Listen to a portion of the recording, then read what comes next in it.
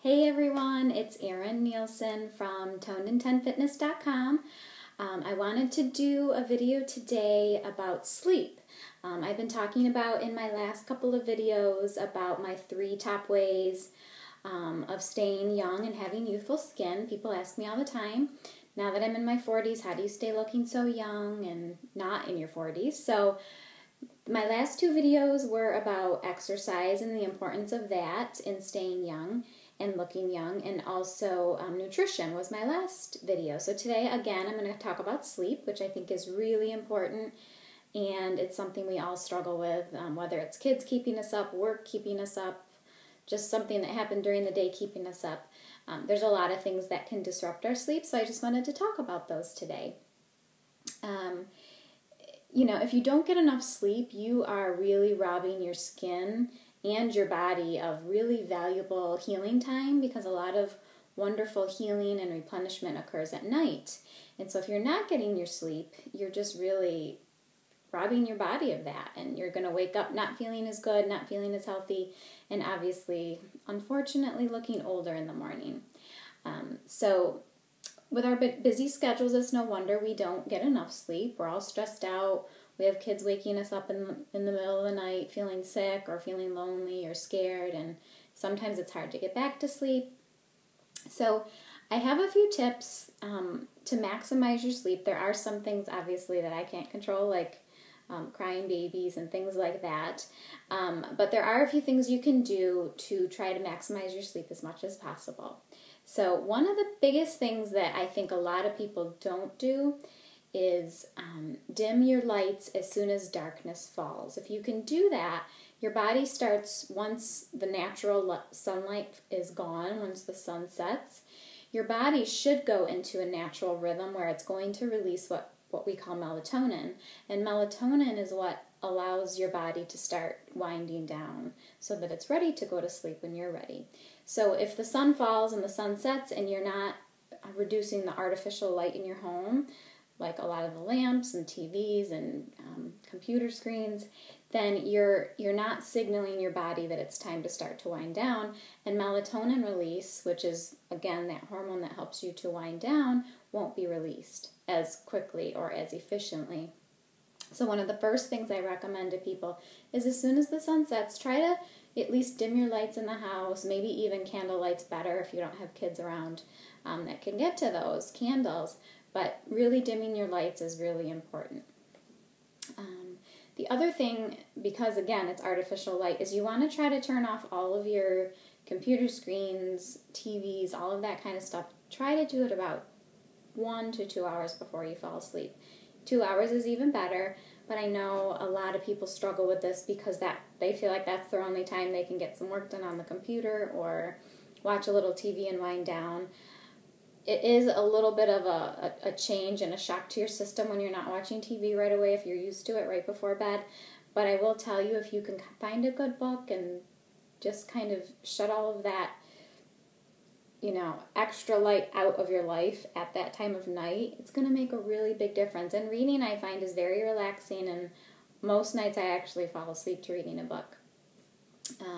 Try to stay away from books that will stress you out too much, but something that's enjoyable and that can just help you relax. So the other thing that I think people struggle with is, it's good to try to stop, if you are drinking alcohol at night, try to stop drinking your alcohol at least 1 to 2 hours before you go to bed. Research has found that if you're drinking alcohol right before bed and then going to bed, you're just not going to have as restful of a sleep. It's going to be disturbed. You're going to wake up quite a bit. So if you can do that, that's really helpful too. A lot of people have a drink right before bed to relax themselves, and if it's only one, I think it's not as big of a deal, but I think we're more talking about if you're having more than one drink a night, you do want to try to lower, to stop drinking that alcohol at least 1 to 2 hours. And if you do have that nightcap to help you fall asleep, even doing that 1 to 2 hours before bed will still help you to wind down, especially if you're doing all of those other things like dimming the lights and turning off your computers. So the other thing that I find really helpful before bed is just try to clear your mind. So whatever you need to do so that when you go to sleep you're not thinking about 20 different things. So For some people, it's writing a list of what they have to do for the next day so they don't feel like they're forgetting something. The other thing is prayer. You know, a lot of people use prayer. That tends to be what helps me to fall asleep and just relax myself and kind of let my stresses go. Other people might use meditation. So whatever you need to do to clear your mind, you know, clear your thoughts for the day, be grateful for the day, just kind of collect your thoughts and clear your thoughts is very helpful and will allow your mind to just relax so you can sleep. Let's see what else. The other thing that sometimes helps people, it does help me sometimes, is like having some sort of white noise in the room, whether it's a fan, whether it's a sound machine that might have like a waterfall sound or a rain sound. Those tend to be the most popular and tend to really put people to sleep. So you might not be hearing some of those crooks and creaks of your house or things going on outside. So that can be really helpful too. The other things that I think can help you sleep is setting your environment for sleep. So I think the two most important things are having your room at a cool temperature. So with research, they've noticed that 65 degrees is kind of like the ideal temperature for you to sleep comfortably in. I find I like it a little colder because I like to have blankets on. I like to feel cozy. So I actually put it down a little bit closer to 60 degrees.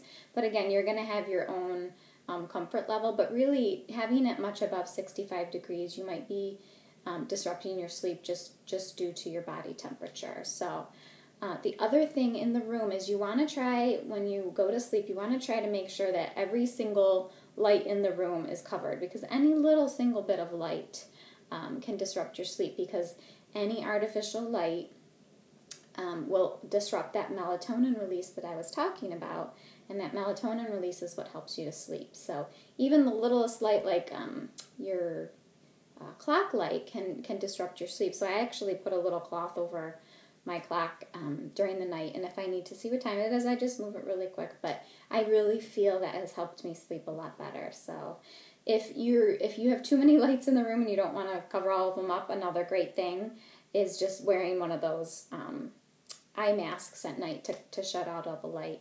The other thing a lot of people do will be they put up darkening shades to shut out all the light from outside, which can be very helpful.